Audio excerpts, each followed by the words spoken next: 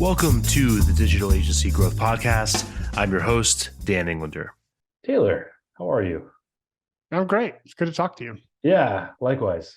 So I want to say we first met at the top of a Whole Foods when you were just about ready to kick off promotion for, was that End of Jobs back then? Or was that I something think else? so. Yeah. I think that's what it was. Yeah. So that would have been 2016, maybe something like that. Yeah, 2015, 2016. Yeah. I guess for those that don't know you, can you give a little background and End of Jobs and all that good stuff, highlight reel?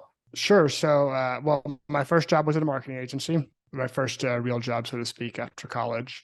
I worked at a marketing agency for about a year. I went in-house at an e-commerce company and worked in-house as marketing managers for a couple of years after that, and then started a boutique consulting sort of stuff that was just me and an assistant. And as part of that, I wrote a book I can't remember if it came out 2015 or 2016 called The End of Jobs. It was sort of a future of work career book, which was the topic I was really passionate about. And yeah, that led me to do some more speaking and writing stuff, in addition to sort of some of the marketing stuff. And my consulting practice kind of broadened over time to be not just marketing, but a lot of operational stuff. Actually, it's primarily operational stuff at this point, which is interesting. And did that for 4 or 5 years. And then my main business right now is I run a small fund, sort of boutique hedge fund with a partner. So that's the story. Yeah, very cool. And yeah, End of Jobs is a great book. Definitely recommend it. I guess what's your relationship with that book like now, like post-COVID and the whole world going digital and maybe the world getting more entrepreneurial? How do you feel about it? Do you feel more or less vindicated? And I guess maybe to back up, if you can give people kind of the thesis real quick, that would be useful.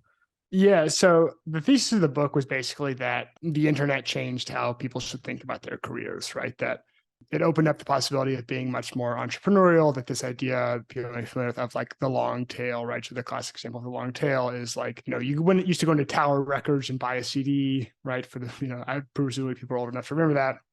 And Tower Records can only stock, 20,000 CDs or whatever, right?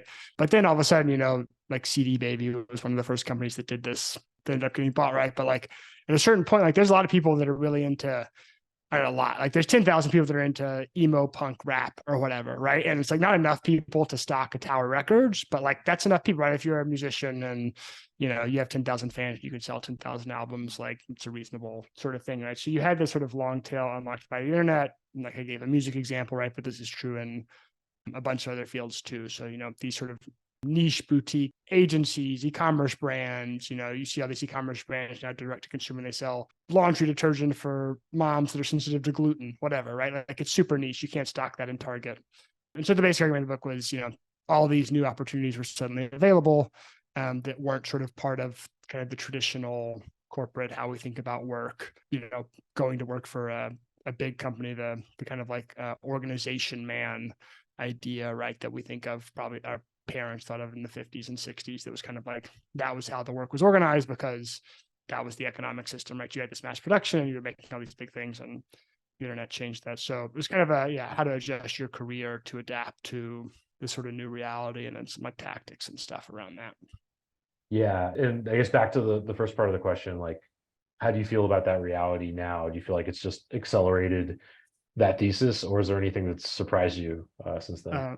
It's funny, how much people just remember the title of the book. And so I feel like I got a lot more, I feel like I got more credit for being prescient than I really deserve. You know what I mean? I think it was the COVID stuff happened and everything went remote and freelancer and stuff. And I would just take that win. Yeah. Yeah. I'm going to take the win, but yeah, I don't know. I mean, I think to the extent the book was making predictions, broadly, it has been more true, right? There's right, that sort of whole trend is proliferated. Outsourcing, outsourcing is still a big thing. That was kind of part of the thesis that a lot of these, I can go do this job for 30 years and not adapt thing is if someone else in whatever, Southeast Asia, South America, whatever, can do this job and they're willing to take half the salary because they live somewhere with a lower cost of living, that's your competition now, and it's a global market and that kind of stuff. So I think that trend, it was already a trend at that time, but the trend has broadly continued. Yeah, and it's funny because we had a mutual friend of ours, Dan Andrews, on the show a few weeks ago, and he was talking about being at a conference, and then somebody asked what he did, and he was like, "Well, we've got this networking group that we're both in, Dynamite Circle, for location independent entrepreneurs." And then the guy was like, "Wait a second, isn't like everybody just location independent now?" And he was like, "Oh yeah, I guess we should probably update that."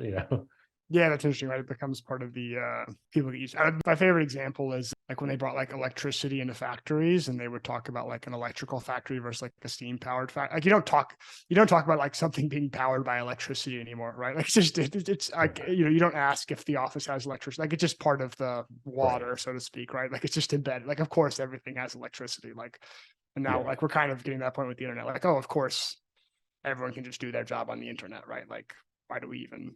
So you don't even have to say it anymore. Yeah, and kind of looking back on your book, which I loved, and I might butcher some of the framing, but you kind of talk about how there's different eras where different commodities or different focuses are more valuable. Like we went from a focus on land and resources to a focus on wealth, to focus on information in the 20th century, and then you talk about how in this century it's a focus on entrepreneurship. And I guess one of my favorite definitions of entrepreneurship is the classic, like Howard Stevenson one, which you might know, which is, entrepreneurship is the pursuit of opportunity without regard to resources currently controlled. And yes, I'm looking at that because I wrote it down. I'd love to hear, like, how do you feel about that? Like, do you have a definition of entrepreneurship? And yeah, let me leave it at that for now. The one I like, it's a French guy whose name I will butcher. I want to say his name is Jean-Baptiste Say or something like that. And I'll butcher the quote too, but it's roughly on lines of like taking resources from a lower area of yield to a higher area of yield, right? So like, I don't know, like that's the interesting industrial revolution story, right? Is like before that, like wealth was kind of tied to the land, and land was, there's a fix. You either had the land or you didn't have the land, and having more land was better because you could, grow more stuff and have cows and whatever. I like that. And I think, I don't know, I try not to use, I think it's like in the last 10 years, especially like entrepreneurs become such like a low, it didn't used to be cool, right? Yeah. Like now it's like kind of cool, which I'm always like a little bit hesitant to say it for that reason, but at least the way like I've always conceptualized it. And I like the reason I like that definition is it's like, it's not tied to do you own equity in a business? It's not tied to, do you work for yourself? Like, it's like, that's what it is. It's like you take resources from an area of lower yield and you make them more useful, right? Like we have the same amount of land we had 300 years ago, but like we have iPhones and cars and food at grocery stores that just shows up and is like fresh, and like that's really cool.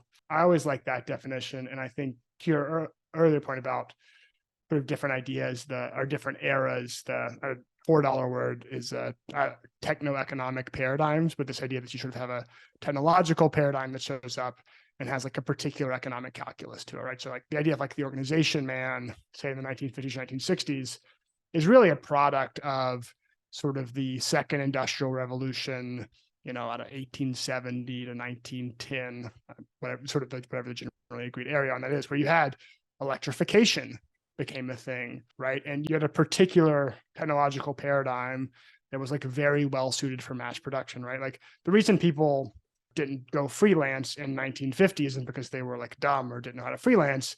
It's because like the corporation was the correct structure to like extract the most economic value, right? And so like working within the context of a corporation was in fact the totally rational and economically logical thing to do. But like that changes over time, right? Like that wasn't true when everyone is a farmer, right? Like then, you had your 40 acres and a mule or whatever, and you're doing. So I think that's the way I was like, you tend to have these technological paradigms that sort of have an economic calculus to them, right? I think we're seeing that play out with the internet now, right? That you had this technological paradigm, and like the way work is structured post-internet versus pre-internet is just different, in the same way work was structured, pre-electricity and post-electricity in a different way. That's interesting. And there's so many places to go with that. And it kind of reminds me of, I forgot who I was talking about, like for since the beginning of time, people have been trying to build flying machines. You could probably go back to ancient Rome and see people doing that. And if you could like go back in time, you'd probably like tell them, hey guys, this is probably not the thing to focus on. Like you're gonna have to like, there's all these equations you got to develop, and there's all this stuff that has to happen before you can learn to fly. I guess like, is there anything, it was just kind of an interesting thought exercise. Like, is there anything like that now where you feel like we're building flying machine or trying to build flying machines when we don't have those building blocks in place? And then on the other hand, are there things that we could be working on that we're not? That's kind of a tough question, but I'm curious. I think, I don't know if I'm like doing the like what comes after the internet technological paradigm, which is a slightly different question than the one you asked, but maybe like I think like Yeah. AI and blockchain are like the two interesting things, right? Like I think if we're sitting here in like 2050 and we're like talking about how the world is different and like what's changed, like I think those are the two big storylines, and I'm like not quite sure how they interact or how it plays out. I think the metaverse stuff is like slightly overrated and like less impactful than people do, and like is more of like an entertainment gaming thing that doesn't necessarily break out. So Yeah. that's my like tech hot take.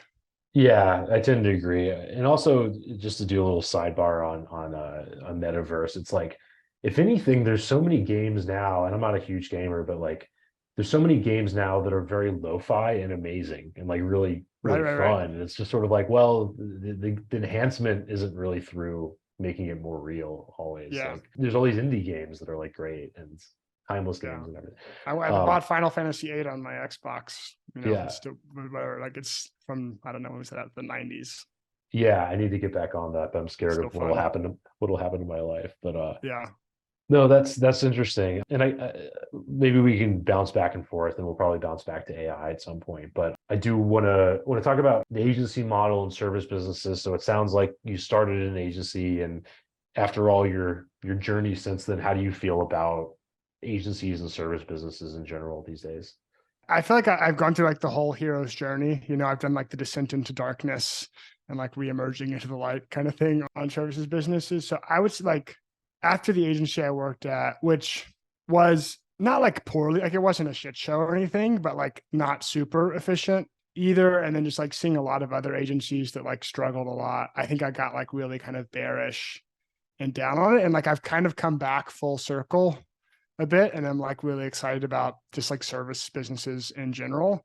I think like the kind of shift is typically like the types of people that start agencies or service businesses are like creative, right? They're, you know, they're good at, there's a web designer or a copywriter or whatever, right? They're good at some like sort of creative thing.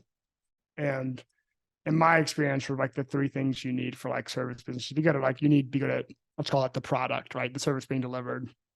You need to be able to sell that thing, and you need to be able to like operationally fulfill that thing in a profitable way. Like that's a classic thing with services, but you get scope creep, right? Like someone pays you $30,000 for a website, and then the scope expands a lot, and like all of a sudden now your costs are $35,000 of time, and you like took a loss on it or whatever. But I guess I've met more people and seen that have sort of those three components together that like are really operationally efficient, that, you know, are, you know, good enough at sales or have some like viable sales channel and like have the talent to support that. And like at scale, that's probably three different people. Like initially, maybe it's like one or two kind of thing. And they're like great businesses, you know, like I think like one undervalued thing about agencies could like, depending on how you invoice and stuff, is like you can have positive cash flow, right? Like someone can pay you up front for work you're delivering over the next whatever time period, 3, 6 months kind of thing. And like, that's really nice, right? Like you're basically getting a free loan from your customer that you can like go do stuff, but you can reinvest in growth, right? Like if you need more people to fulfill that, you need, you know, whatever, you have freelancers that are doing part of that, like, right, you have that cash up front to go pay that person. I know not all services invoice 100% up front, but you know, usually you have some down payment. There's some sort of like at least not terrible cash flow situation, which is super nice. And then I think a lot of more the services business that I'm familiar with, at least that seem to do well, there's some like semi-productized element or like some pretty standardized element to it, or they just charge insane margins, right? Like I think that's kind of the two ways I've seen it work really well. It's like we're super boutique. There's 5 people that work here. We're the best at this little thing, and we're going to charge you a boatload of money. That's like the lawyer model, right? It's $500 an hour, and we're really good at it, and that's what it is. Or there's some sort of like either productization or like SOP standardization of like, you know, we have a pipeline, like we're building your website and we have this, you know, you fill out this 22-page form of everything. You have these 2 chances to review it.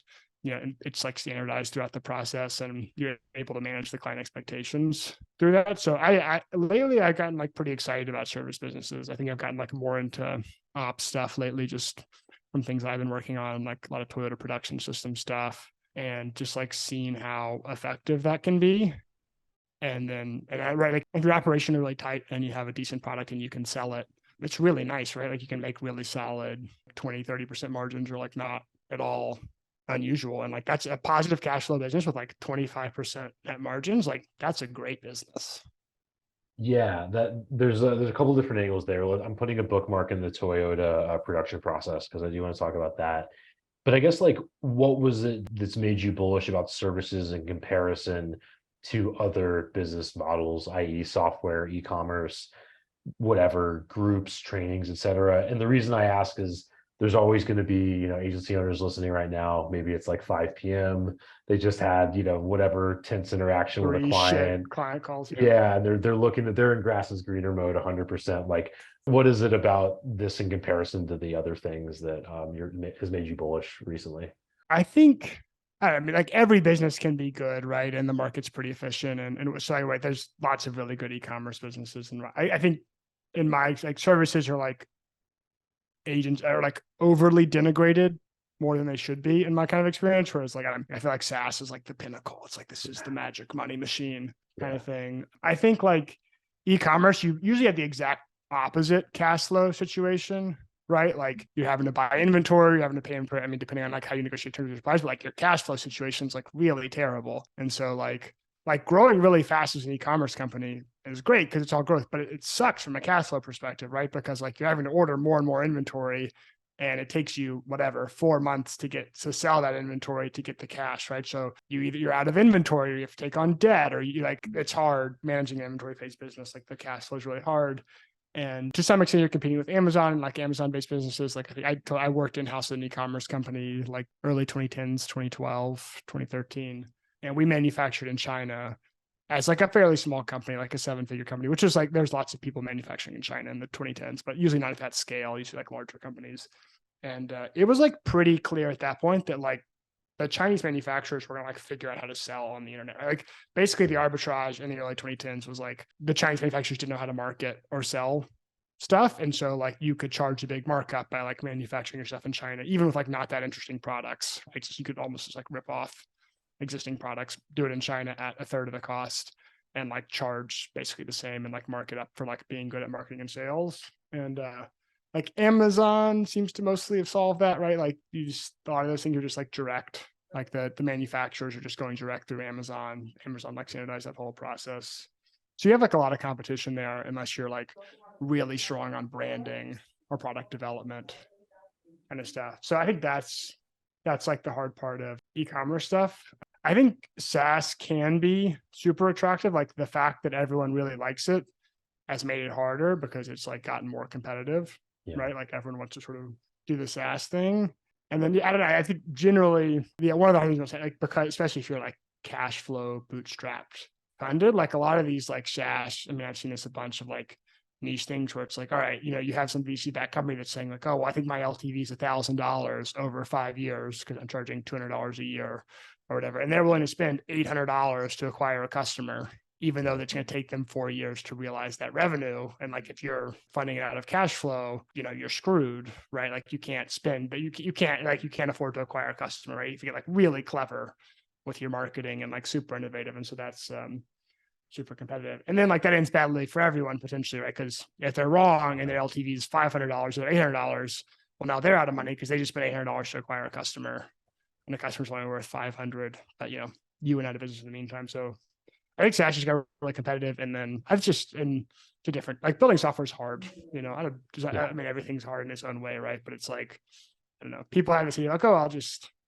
whatever, I can trade my money for some expertise or whatever. But it's interesting, like, you see all these big companies buying startups and stuff. It's like, theoretically, this big company's making $500 million. Why can't they just build software internally, right? Like, why can't they just pay people? And it's like, it's just hard, right? Like, it's hard to find people that are really good and build software. So I think the product development stuff is hard and is a very difficult skill set. And then the market, and it's changed a little bit in the last year.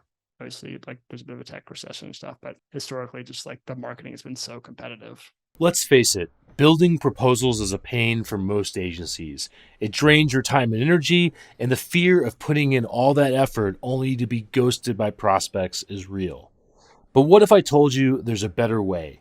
Introducing Smart Pricing Table, the game-changing interactive proposal software designed specifically for agencies like yours.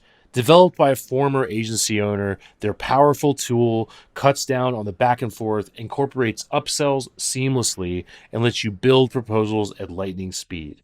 No more grinding it out and leaving money on the table. It's time to create a repeatable system where your prospects can upsell themselves.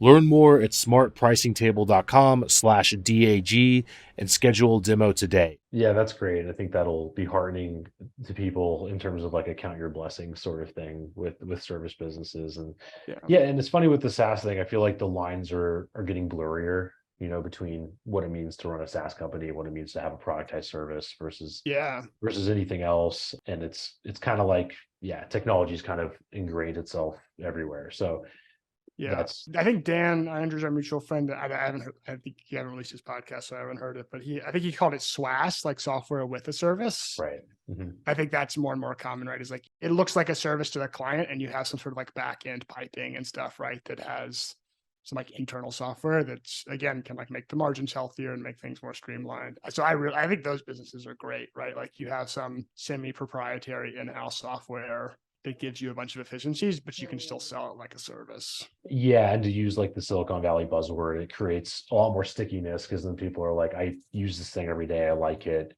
but all the values kind of like jumbled together. So you can't take out one piece versus another. And that makes a lot of sense. So to switch gears a little bit, and yeah, I put a bookmark in this. What's up with the Toyota production system? Why do you love it so much? The business I currently run is like, in a lot of ways, a services business. I mean, in a lot of ways, like a productized, like everyone sort of gets the same product as an investor, quote unquote, like they're investing in the same thing, but there's like a strong services component, right? Like there's a personal relationship. You're not selling a $20 pair of sunglasses. There's some trust that's to be built up in the sales process and all that kind of stuff. So we started scaling and things started breaking, and like all the things I didn't like about services businesses were happening in my business, right? Of like the onboarding was a mess, and then people were upset about the onboarding being a mess, and that increases churn, and the conversion rate goes down, and all this kind of stuff. And so I was like, oh, we got to fix this. So I got really into Toyota and the Toyota production system, which is interesting. Sort of Toyota started getting well known, Toyota production system, sort of like 70s, 80s. And there's a book from MIT that came out in the 90s called The Machine That Changed the World. That interesting Toyota production system came after sort of the oil crisis. I think it was like 72, 73. And like that sort of stagflationary period in the US, because what had happened in like the 50s and 60s is like, going back to our conversation around like techno-economic paradigms, is like the American manufacturers had ramped up the mass production and gotten better and better economies of scale, which as long as you kept growing was very desirable, right? You're trading a variable cost and you're turning into a fixed cost at a lesser rate. So as long as you keep growing, you become more and more profitable, right? Because you're able to amortize those fixed costs over more and more sales. But as soon as like sales started coming down, right, which is what happened with car companies when gas prices went way up after all the oil stuff in the early 70s. Now you're in a really bad position because you still have the same fixed costs, right? They're fixed. You built the factory. You can't unbuild the factory, but your sales are declining, right? And so now your margins are getting way, way worse. And so what Toyota, sort of one of the key elements of the Toyota production system, was they really accelerated their changeover times. So that, like I said, like making a 10,000 run of Ford F-150s, they would make 10 Camrys, then 10 Tacomas, then 10 whatever. And they could do it very efficiently. So they were only making the cars after they were sold. Right. So there was no like dead inventory, like all this cash flow stuff, like for manufacturers, right, is a major issue. And that was sort of when Toyota started that people got interested in the methodology of how they were doing it, because it was just way more in this sort of uncertain environment, the economy going up and down. They were able to adapt way faster. And I think it's like a pretty interesting analog to just like the internet, and things change fast, and technology and disruption. Like, how do you structure your operations efficiently if like you can't, maybe your cash flow next year is going to be up 30%, maybe it's going to be down 30%, right? Like, we don't know, right? That things can happen. And so that was where I got really interested in it. And they have just, I think, some useful ideas. Like we were talking about SWAS, or software with a service. They had a term called automation, which is the backstory, which is kind of interesting, is the precursor to, before Toyota made cars, they made mechanical looms. That was like one of the first, I think Sakichi Toyota was the guy's name. And this was like pre-World War II, I don't know, 30s or something. Yeah.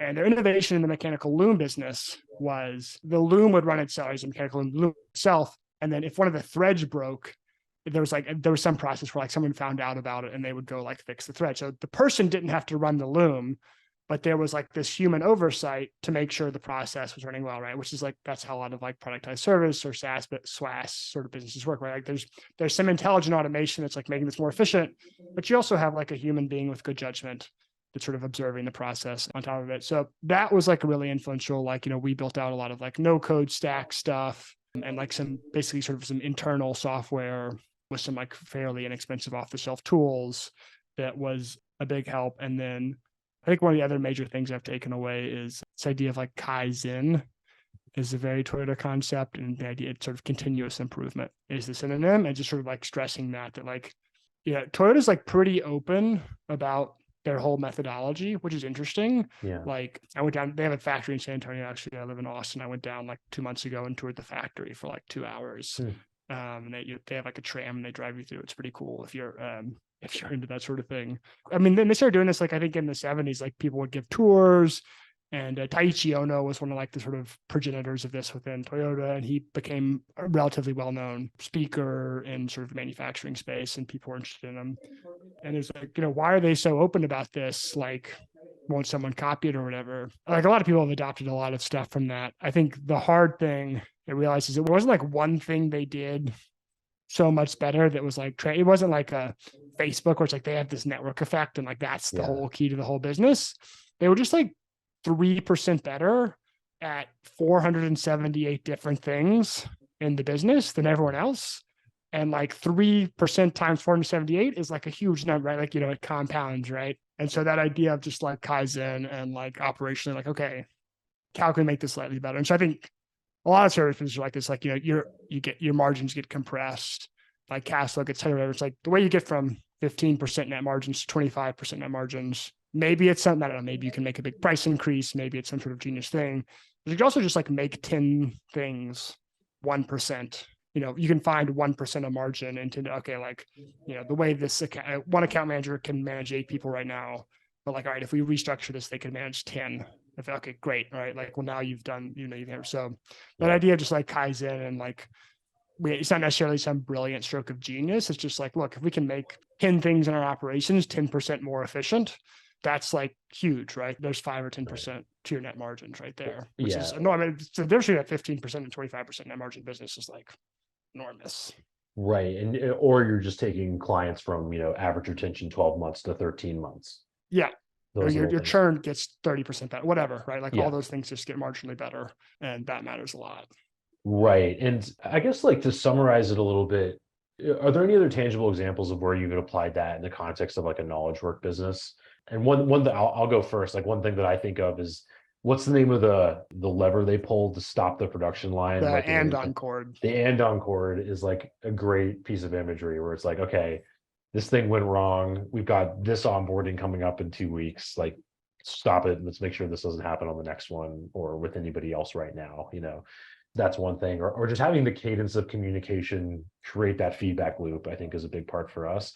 But yeah, anything else that comes to mind for you guys? Yeah, the andon cord is really cool. And it's actually, if you go to the factory, like they still have it. There's like a cord that runs the whole way around the production line, which is pretty cool. But yeah, so if you pull the andon cord, it's very like tied in the idea of Kaizen. If like, if something's not working on the production line, you see a defect in one of the cars or whatever, like we need to figure out what the root cause of the defect is, because if it's wrong on this car, like there's a good chance it's going to be wrong on the next car or some other car down the line, right? Because one of the machines is miscalibrated or whatever. So they have this, Toyota, well, it's a huge company. There's a whole escalation process. If you pull this and your manager comes, if they can't solve it, then their manager comes and it goes up or whatever. But I think just like the tangible example is like, one thing we do on our weekly team call is we call it like 1% better. But it's like, what's one thing you made 1% better, right? Like, where's one thing where you pulled the andon cord and like made this marginally, we redid the email that went out to people after their onboarding because there was this, 5 out of 100 people were confused about this thing, right? And now we've explained that thing in this email more clearly. And so that's 5 out of 100 people that aren't going to have that question. I mean, is that transformative? But like, if you can do that 150 times over the course of a year, is it transformative? For sure. Yeah, that's super interesting. And I think one thing that's always challenging in service businesses, especially B2B service businesses, is just like the lack of data, right? And the smaller sample size. Like, maybe you have 15 total clients and each one of those clients is with you, whatever, 6, 12 months. It takes a while. That's a different, set of data compared to a Toyota factory or a consumer business where you can make pretty educated guesses. So any thoughts on that? Like, how do you, because you kind of have to make these probabilistic guesses more often, it feels like in B2B. How do you like to approach that issue? Just some sort of qualitative judgment. Like, I think it's like all the A/B testing and analytics, like people really love that because it's all like data and quote unquote science Yeah. kind of stuff. But like, you have to have thousands, like before to get like statistical significance on like a 1% improvement in something, like how many out of whatever, my statistics is not good enough, but it's like thousands, if not tens of thousands Yeah. of instances for this, or whatever, right? So if you have 20 clients, 10 clients, like take you a century to get, you know what I mean? Like, so you Yeah. have to make some qualitative judgment. Sometimes you have something that's like the effect is so large that like a sample size of 7 is like sufficient, right? But yeah, I think you're just like, you're making some qualitative judgment and like talk to your customers a bunch. Like, I think that's mostly what it is for me. Is like, I really try. I'm working on this right now of like, we send our clients, like, send your largest clients, whatever, like an email to hop on a phone call with you once a year, once a quarter, whatever the cadence is kind of thing. But that's usually how I'm doing. Right? I'm doing some qualitative assessment. Like, all right, I talked to our 20 largest clients and like 7 of them were annoyed about this thing or happy about this thing or whatever. And so like, okay, well, how could we do this better? Or how could we do more of this or translate to other clients? Yeah, that makes sense. And to shift gears a little, why'd you start a hedge fund? I got really, as part of my consulting stuff, I guess I just personally got interested in finance. I was living in New York because you lots of finance people walking around of the good ilk and not as good ilk, Yeah. high-low industry. But yeah, it got personally interested in finance, sort of out of more and more of my, because I was personally interested, more and more of my consulting stuff was a little bit like fintech kind of stuff. And then to some extent, I guess just like stumbled into it. There was a particular strategy I was interested in. There's kind of like a niche thing. And I was looking into some funds that did it. And through that process, met my business partner who was a trader by background. And we kind of came together and we're like, we could do this sort of thing. And it started as kind of a side project that we were going to set up and run sort of like friends and family, put some of our money in there and like some sort of people in our network and just kind of let it run on autopilot. And for a bunch of reasons, we got lucky with some timing and it grew really fast for the first 6 months. And all of a sudden it was like, a business. We're like, oh, okay, well, I guess this is a business. So we've kept working on it. Yeah, and I guess like how similar or different is it to any other knowledge work business? Especially like I always think about, agencies that are growth agencies. It's fundamentally the same model. It's like you put money in and then more money comes out the other end, hopefully. Right, And right. That's the goal. it's just a more condensed version of that where it's literally just money and managing that money as opposed to providing, a more complicated service, let's say. Like, but that said, what are the things that are the same and what's different, I guess, for those outside the financial world? I think the primary difference for me has just been like regulatory and compliant. Like I've never worked in like healthcare or some other like highly regulated industry, right? So like, that's a major thing. Like everything we do, what is the compliance situation? There's certain things you can and can't say, how you can talk about things, you can't promise profits. And a bunch of it's super reasonable and sensible, and some of it's maybe not as useful. But yeah, I think that's sort of my thing is the major difference. It's kind of weird. I like in a traditional services thing, like, yeah, it depends how you structure your contracts and stuff. But like, I don't know, stuff goes really bad and you have a terrible client. At some point, you just like give them all their money or some of their money back and like just go away. Like you are annoying me or whatever. But it's like, I don't know, if someone invests and your strategy has a bad period or you don't do well, like you can't give them the money back.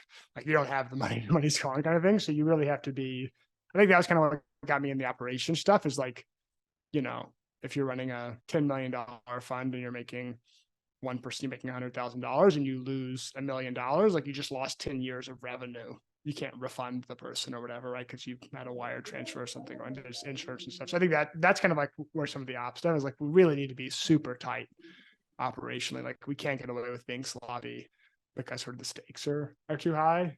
But then I think most of the rest of it is like pretty simple, it's like the branding matters and how do you feel about it and what is their personal interaction with you. And, like all the stuff I would think about, we're redesigning some of our like email funnel, client management stuff. Like, what are the touch points and how are we checking in? And how do we know sort of like are they happy? Are they unhappy? How do we want to monitor that? All that kind of stuff is like pretty similar to any other service business that I've been Yeah. involved in. Yeah, and I guess as kind of like a career marketer, which direction does that kind of push people in, having that high compliance? And I guess like what I'd imagine is that there's an incentive to like dance in the gray area because that's where there's more alpha or something, or like where do you think there's room to innovate with the marketing model for something like a hedge fund? I think, yeah, like in some ways from a marketing perspective, it's the right, I mean, the right that makes it hard. Right. Like, I mean, basically everything you've ever, if you've ever read a copywriting book, like basically everything you've learned about copywriting, like you can't do any of that. Right. Like you can't appeal to emotions. You can't forecast future benefits. Like you can't, you're not doing like it's fine if you like read some of the marketing regulatory stuff. It's like basically you just took a copywriting book and like changed every negative to a positive and vice versa. Like that's basically, if you do that, you'll be like perfectly in compliance. Like things will probably won't work and it'll go really bad. It's like, that's great. That's super compliant. No one gets in trouble for Yeah. that. So yeah, I Yeah, think if I don't know anywhere. if anyone's running a marketing agent, like, I don't know, email me at the general fund finance marketing is like not good and is like 10 years. Like I feel like, I don't know, it's like some of the stuff I do is like I feel like the stuff I learned to do in like 2012 that like doesn't work. Like, if I was like running a SaaS company in some like competitive space, like none of this stuff would work. Like have a blog, have a podcast, send out newsletters, really block and tackle kind of stuff from a marketing perspective works well. And I think some of that's regular, like there's a bunch of regulatory stuff again, like certain funds can do that, certain can't. There's all that kind of stuff. But yeah, it feels like there's a ton of marketing opportunity. The barrier to entry is like you just have to really understand all the regulatory stuff, which is like a pretty, like that's a big barrier to entry. Like there's a tons of regulations and, I don't know, it'd take you months to read the whole stuff and really understand it and that kind of thing. Yeah, that makes sense, and that's interesting. And kind of getting towards the end of our time, your blog or your website has so many great essays, and you review like tons of books. And if I recommend everybody check it out, taylorpearson.me. So I guess my question is, what are you reading these days? Anything interesting? Yeah, I got a bunch. I'm reading How the Leopard Changed Its Spots, which is about there's sort of like two competing theories in biology of like group selection versus individual selection. So like individual organisms evolve, or can evolution happen at the group level? Like this group is selected over that group. And I'd say the general consensus is like individual selection. I think it's probably, I don't know, if you were to survey biologists, I think it's the more popular answer. This book basically argues for group selection, which is really interesting. I just finished a great book called Images of Organization by Gareth Morgan. That's, I guess, about org structure. It's different. It's sort of like different metaphors for thinking about how our organization is set up. I thought that was great. Like that, I had a lot of ideas about like how our company's structured and culture and that kind of stuff. All the Toyota Production System stuff. The main book is called The Toyota Production System by Taiichi Ono. It's like 100 pages. It's very manufacturing focused, but you can think about how it generalizes. I thought that was great. So Cool. Those are some good recs. We'll get them linked. And I'm reading one now called Dead in the Water, which is basically, it's like a nonfiction thriller about basically about the insurance industry for intercontinental voyages and like freighters and that kind of thing. And it's about this boat, or this boat where there's a really sketchy scuttling of this boat. And I guess it was like the mid 2000s or something. And it was basically involved piracy, and then the plot thickens really fast, and I won't ruin it, but it deals with like Lloyd's of London and getting these voyages insured, and like it's a lot of intrigue, and it's pretty interesting. That's cool. There's a great paper a guy I follow wrote. It's like it's called like How Insurance Changed the World or something, but it's like the importance of insurance and like what that unlocked, right? That like people are more willing to invest in these trading voyages because you could insure it and you spread out the risk across multiple and stuff. So that's cool. Yeah, and it sort of exposed a lot of stuff that kind of makes sense. Where it's like, oh, okay, if you're like a black hat insurance fraudster, like scuttling boats is a really good thing to do because there's no evidence and like nobody can do anything about it. So apparently, it's like one of the world's oldest crimes, like going back to antiquity. Interesting. This has been a problem, and like you scuttle it over 1,000 feet of water, and like, what is anyone going to prove? Nobody can prove anything, and it's kind of just baked into the woodwork of the insurance industry that certain like percentage of voyages will have this happen, I think. So Interesting. yeah. So anyway, that's my rec. Taylor, this has been so much fun, man. Where can people go to follow what you're up to and get in touch? You have a consulting practice as well, I should mention. Yeah, no, it's been a pleasure. Thank you for having me. Thank you for everyone that stuck around this long to listen to my ramblings. But yeah, my website is taylorpearson.me. I'm Taylor Pearson me on Twitter. Those are probably the two easiest places to find me. Awesome. We'll get that linked up, man. And thank you again. Cool. Thanks, Dan.